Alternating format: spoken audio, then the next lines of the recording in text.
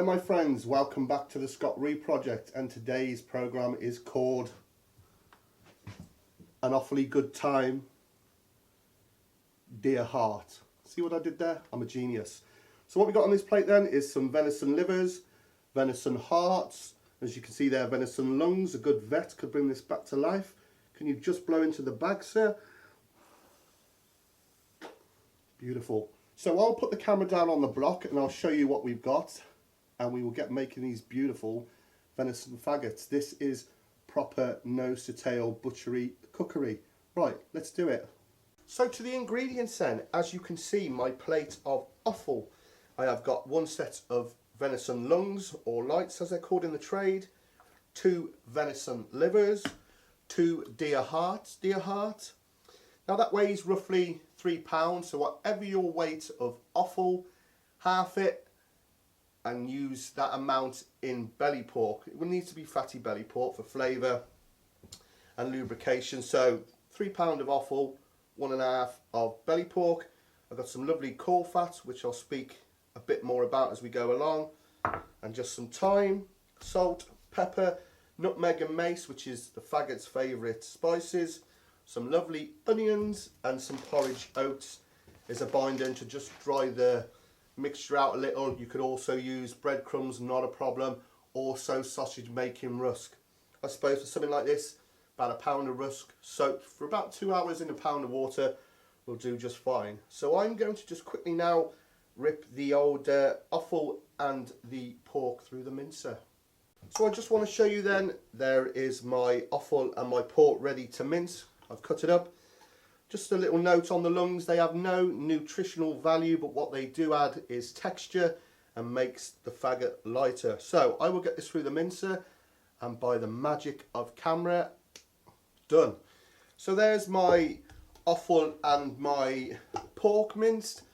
Granted, it's not the prettiest looking thing, but when you think of the ingredients we had to start with and what you'll see at the end, the transformation is amazing.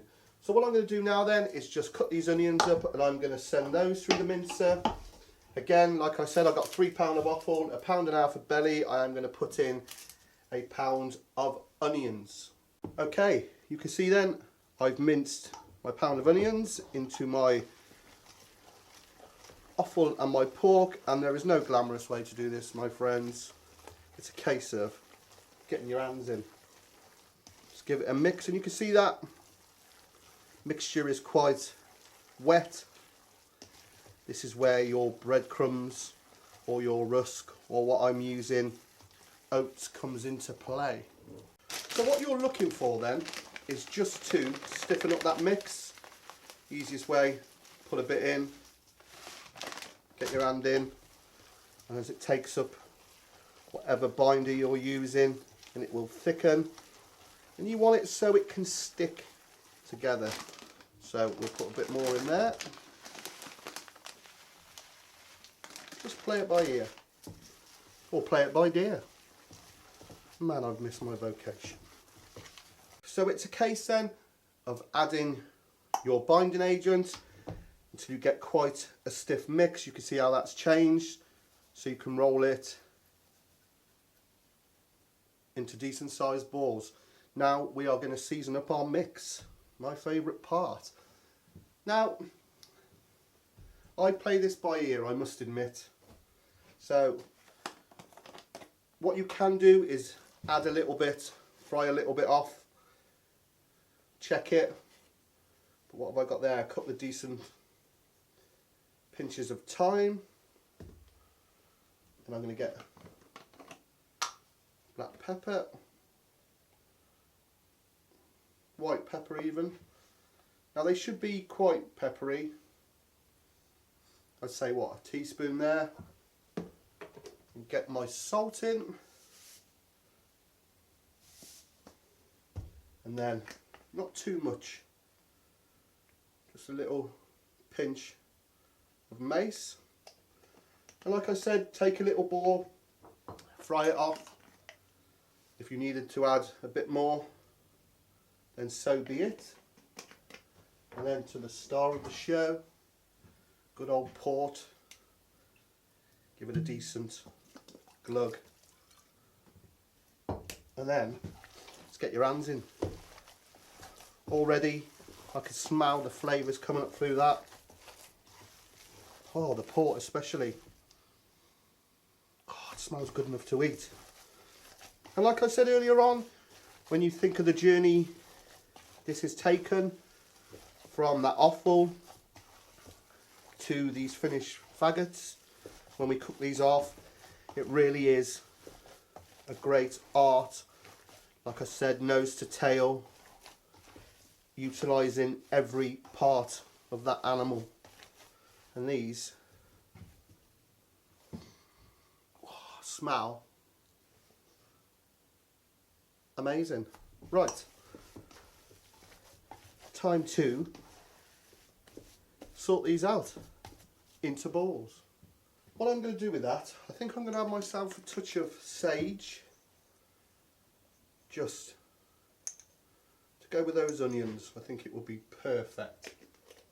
Like I said, just add a bit, fry a bit off, you know, to your taste. You could add, I suppose if you want to, a little bit of spice.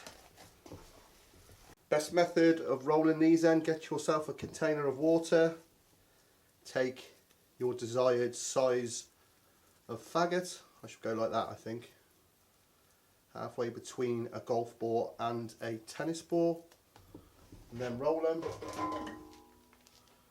I'll put them on that sheet. Look at that, already done, what I made earlier.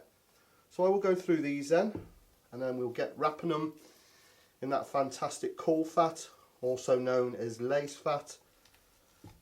A cracking product of the pig.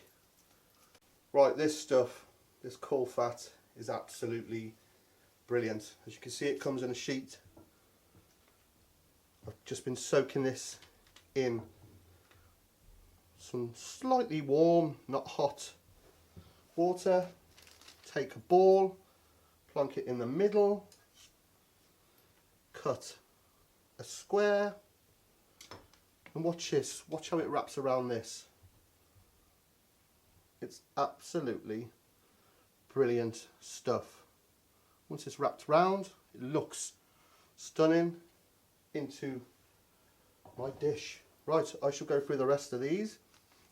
Now you will have to go to your butcher for this, you might have to order it, but you don't have to use this. It will cook anyway, but I think it just looks great.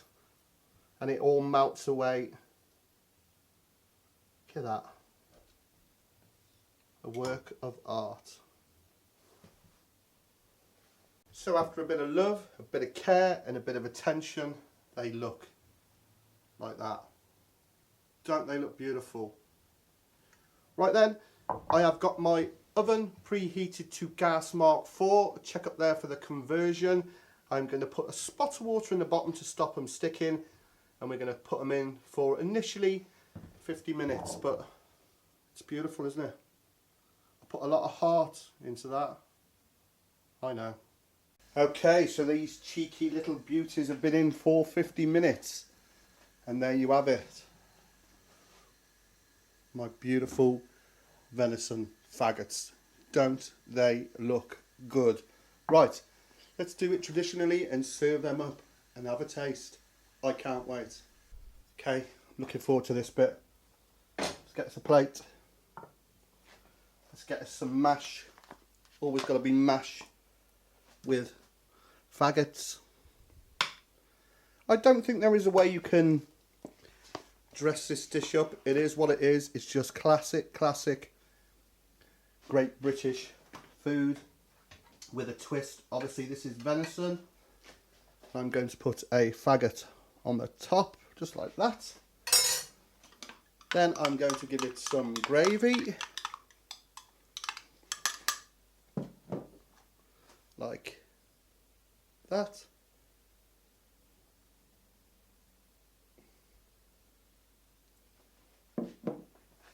And then it's not going to be right without a few peas. I'm just going to whack them on the top there. And there we have venison, faggots, peas, mash and gravy. Let's get stuck in. Okay, I cannot wait any longer. Let's get into this thing. Let's just get into that faggot. Oh, yes.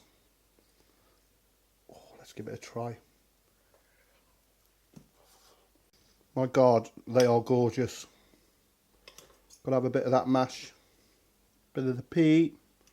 Bit of gravy. Come on. Oh, a bit more gravy on there. Really, really, really good. I give brains faggots a run for their money, no problem. Like I said, this food, it's not the most attractive. It's not meant to be. This is just proper fodder. Oh man, great British fodder. Well, I think that says it all. That was absolutely superb, really. Any of my hunting and shooting friends out there, when you get your deer, no matter where you are in the world, save its liver as you always do, but its heart and its lungs, and please give this a try. Absolutely amazing. Great they are. Just started munching that one. So if you've liked what you've seen here today on the Scott Reed Project, as per usual, if you haven't already, click subscribe down there. Also find me on Facebook, it's Scott Reed or the Scott Reed Project. Like it, share it on your forums. Let's spread the word. The channel is growing. I couldn't be happier.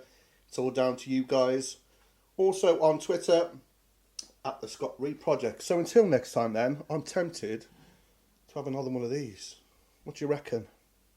I'll see you again sometime. Take care.